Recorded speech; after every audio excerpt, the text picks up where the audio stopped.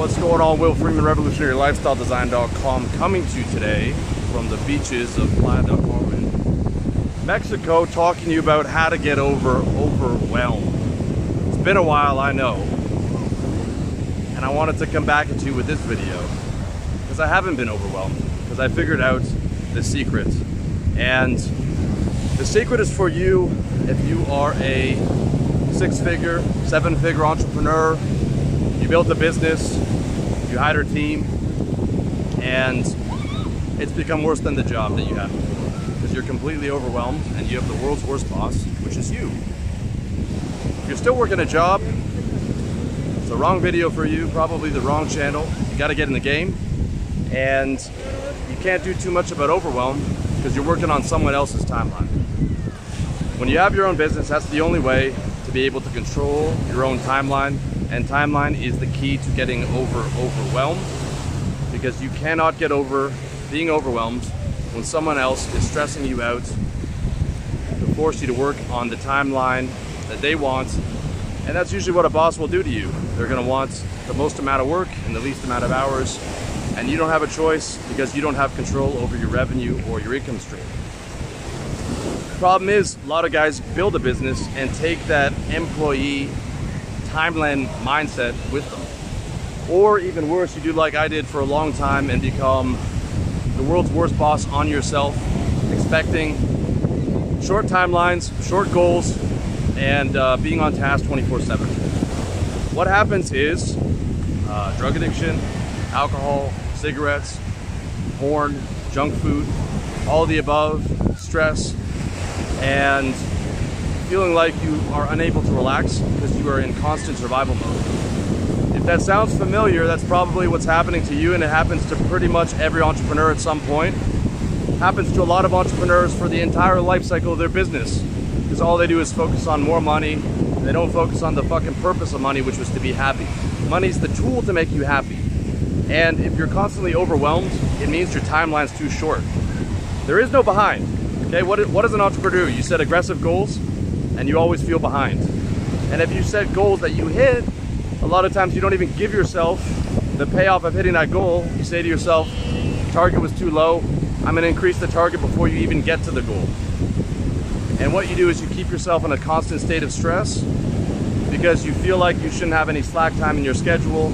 You're watching Gary Vee, you're watching these guys, you're trying to keep up, you're not where you wanna be, you're behind where you wanna be, it's already going too fucking slow, and you're stressed out with what you have. And here's the truth. You don't have any obligations. When you have money in the bank and you have your own business, you don't have obligations. And the only timeline that you need to be on is yours. So any chaos, pressure, stress, overwhelm that you're feeling, if you want to know who's causing that, just go look in the mirror. You're doing it all to yourself. And if you're not careful, you're going to torture yourself like that for the next 5, 10, 20, 25 years. Doesn't matter if you've stacked 100, 500K, a million, 5 million, you're gonna find ways to put yourself under pressure and to stay in chaos and to stay in overwhelm because of the targets you set. A lot of the time, guys are trying to play the competition game. You're using money and net worth as a status symbol. I'm trying to be a millionaire so that I can feel good about myself and I can have the identity of a millionaire, instead of trying to build a lifestyle business that allows you to go to the beach on a Wednesday afternoon for work. I'm doing work on the beach in Mexico. By the way, millionaire is still a good goal, still an inspiring goal, but not when the timeline's too short. Not when the timeline's too short that it's hurting you. Okay, yes, there's a place for survival. To get to where you got now, you probably had to go through survival. You probably had to do a lot of shit you didn't want to do and save up a lot of money. But the second you get there, the second the money's coming in, the second the business is on its way to 6 figures or 6 figures and above, the second you've got 100 grand or more in the bank, you're in thrival. 60% of Americans have less than 10K in their savings account, and that's gonna get worse. So if you have above 100K, which I hope you do, you're the first level of affluence. If you're like a lot of my clients and you have 7 figures or over 500K in the bank, you're doing pretty well. The problem is you're comparing yourself to guys who are doing a lot better. And that's good to a degree. but only so much as it inspires you to get to that goal. Not so much that you set a tight timeline and feel constantly under pressure and under stress because you're not at your net worth goal and you're not at your income goal. And this is true of billionaires. Joe Polish has billionaires in his Genius Network, and he said he was on a private plane with one of the guys and he smashed a dinner plate because he threw it across the private cabin of his private plane because his company didn't make their earnings target for that quarter. Right? This is a guy who's a multi-billionaire. And a lot of the time, you go from the employee mindset to full on into personal development, and you take on a mindset that's just as deadly, which is the constant dissatisfaction. And a lot of entrepreneurs are proud of the fact that they're constantly dissatisfied. When that's the case, you've lost the forest for the trees. If that's the right metaphor. I mean, ultimately you got into the game to have money, to security, to not do shit that you hate, to have women, to live and be comfortable. Ultimately, all those things are happiness. That's what you got in the game for. So that's what you have to remember about being in the game. You have to be able to enjoy the process. And you can't enjoy the process or enjoy your life when your targets are too tight. All right? So the secret is have the goals, right? If you've bought my How to Get Organized system, your goals are in TickTick. If you're a coaching client with mine, your goals are in TickTick, the organizational app. But extend the goals. And if you have a bunch of projects, try taking off the timelines or the due dates for the projects. That's what I did. Because I know those projects are going to get worked on in my free time.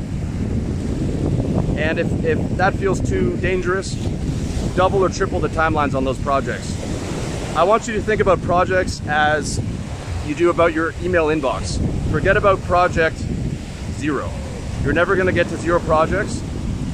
Ideally, as an entrepreneur, you want to die with projects on you. You want to die with unfinished projects on you. Okay? Just like you want to die with a bunch of money in your bank account that you didn't spend and a bunch of emails in your email inbox. So give up on the idea of a perfectly clear project folder. I have, and it changed my entire reality. Because before that, I was always trying to make sure my projects were clear, and something came up and I'd be thinking, fuck, I'm already behind, I already have too much to do. It's another fucking thing, and I'm stressed out all the time. As opposed to now, I'm trying to put my 4 to 6 hours in every weekday, and the project takes as long as it takes because there's no urgency unless I put urgency on it. And by the grace of God, with the amount of net worth that I have and the business that I have, there's really no urgency. There's really no urgency on almost anything. And that's by choice. That's by choice. So better to set a lifestyle target. For example, 15K a month, living in Southeast Asia. You can't even spend all that money, assuming you're not buying dumb shit, which you shouldn't be. Right? Assuming you're renting a $4,000 a month villa in Bali, buying food, groceries, taking girls out, it'd still be hard to spend 10K. And anybody can do that. Hopefully you're doing that already. You might be done already. You might have 500K in the bank and you're doing 15K, and you've expatriated, you're done, right? That's, you know, just keep making that money, inflation adjusted, arbitrage adjusted for the next 10, 20 years. You're done, you're good. Put more money back into the money machine, make sure it's running smoothly, and you get to enjoy your life and you get to use it as a tool. Money as a tool, that's the point, okay? So if you're in overwhelm, there's no chaos, there's no pressure, none of that stuff from outside. When you're an entrepreneur, when you have control over your revenue, it's all from you. So let's extend the timeline, all right? Let's either massively take the due dates off projects or extend the due dates by a factor of ×3. And let's remember that you don't have any obligations. There's nothing you have to do when you have money. A lot of guys are afraid deep down that they're gonna have to go back to that terrible job that they had before. Your worst job. For me, it was working in sales. I will never, ever, ever, ever go back to working in sales. There are a million things that I put into place, financial security wise, multiple bank accounts, multiple currencies, tax optimization, building a business, building a network.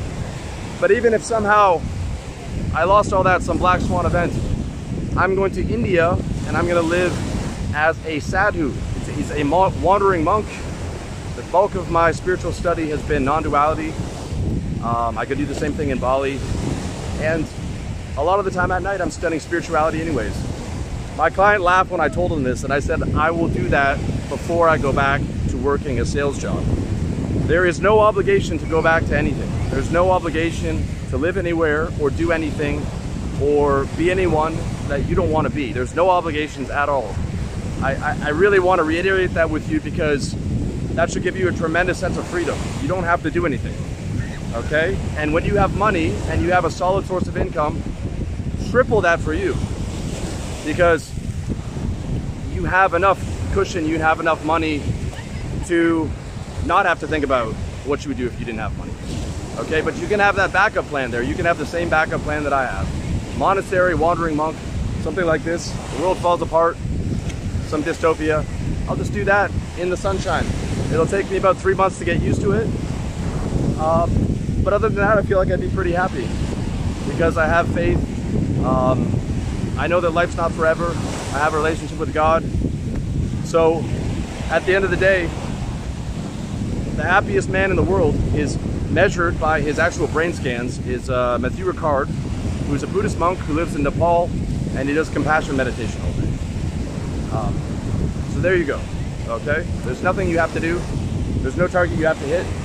And if you're finding yourself having a hard time letting this message sink in, you're probably playing the competition game.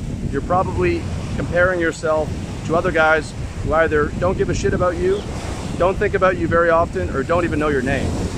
You're competing with guys a lot of the time on Instagram or on YouTube or wherever who don't and will never know you, and you're crushing yourself by trying to keep up with them, to compete with them, and putting yourself on a lot of stress and a lot of tight timelines, instead of literally using money as a tool to be happy. The competition game, the comparison game, will never make you happy, because whenever you go into it, you go into envy. And when you go into envy, you go out of loving, you go out of gratitude, and you go out of happiness.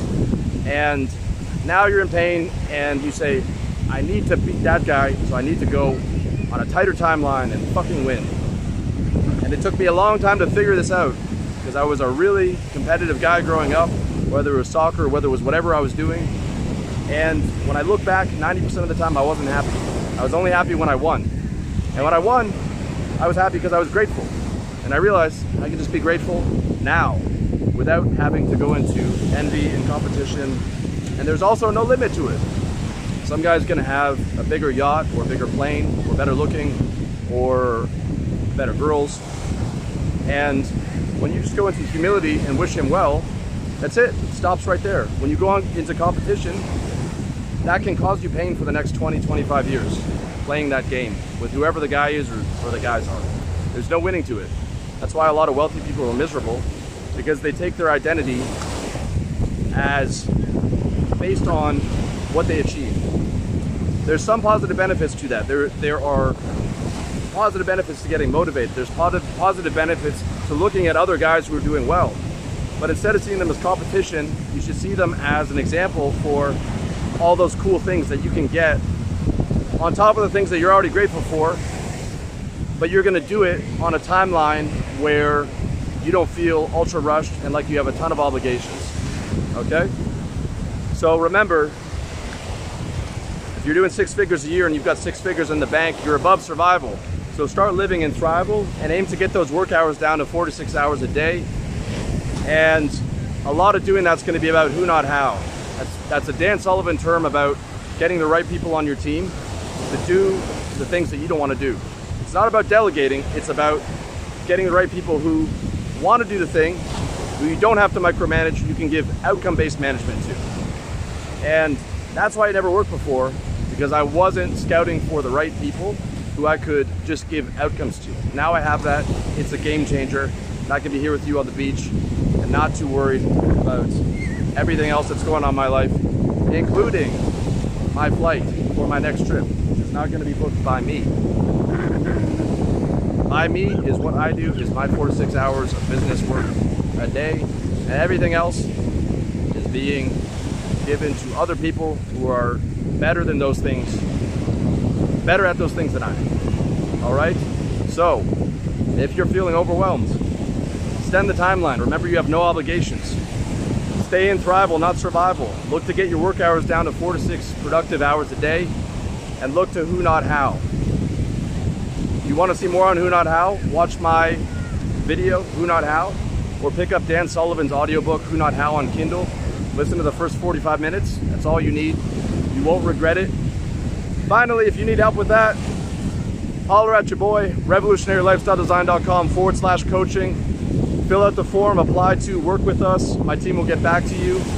Or you can email Aaron at revolutionarylifestyledesign.com. We'll get back to you with a questionnaire to see if you're a good fit, and we can go from there. If you need some one-on-one coaching, stay tuned. The course is coming out, I promise. It's coming out. It's going to be pre-available to my coaching clients, the course notes, so you can get in on that if you apply. Right now, I don't have a coaching slot available, but I might have one available next month. Probably only one, because I don't have obligations and because of my work hours. So I don't have as much time as I used to for coaching. I might have one next month. But apply now to see if you can get that slot. And God bless. Thank you so much for watching. Hope you guys are doing well. Hope you're staying safe and healthy. And God bless you. Thank you for watching.